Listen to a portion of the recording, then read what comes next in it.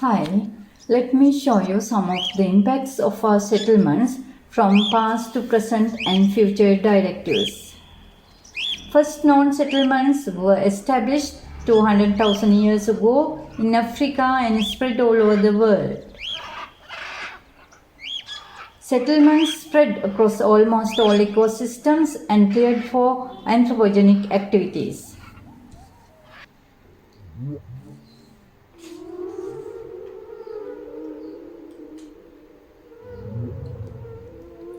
Even mountains consist of water source areas were cleared for settlements, neglecting ecological impacts. Those ecological disasters may be one of the reasons to collapse our ancient civilizations. Even today, our rural settlements are spreading horizontally, causing devastating impacts. Horizontal spreading caused reduction in biodiversity and rainwater infiltration, leading to groundwater depletion, pollution, and desertification. In order to establish new settlements, access roads were built in hilly areas covered with virgin forests. Mountain regions were cleared for settlements, disturbing natural ecosystem processes.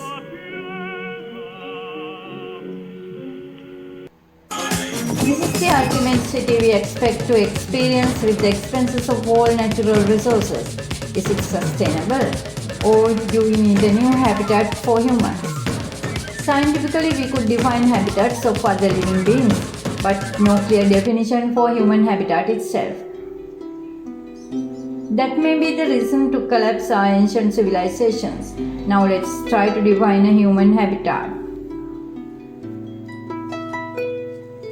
Human habitat could be defined as a human colony established within the interface between highland and lowland, expanding vertically, integrating all power lines, telecommunication lines, sewerage and drainage lines along the colony with coordinated solid waste management program, and having farmlands either side of the colony while safeguarding the highland and lowland ecosystem resilience and surface and groundwater resources defined by Chandima Gunasena. As discussed, this is one of the examples of selecting an appropriate land strip for human settlements. Here we select the land strip in between low-lying paddy lands and adjoining hilly areas. Now let's see some other examples. This habitat is established along the land strip in between low-lying paddy lands and adjoining hilly areas.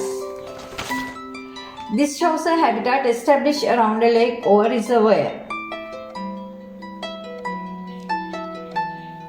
In this situation, habitat is established along the river and near the waterfall in the hilly area. Instead of clearing natural forest cover in hilly areas, we could have new habitat near foot of hills. There you could see a habitat established along either side of a road.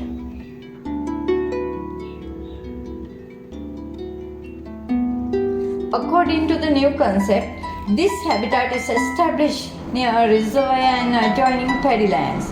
These buildings were drawn over the cascade or Ellanga model developed by Dr. P.P. Dharmasena.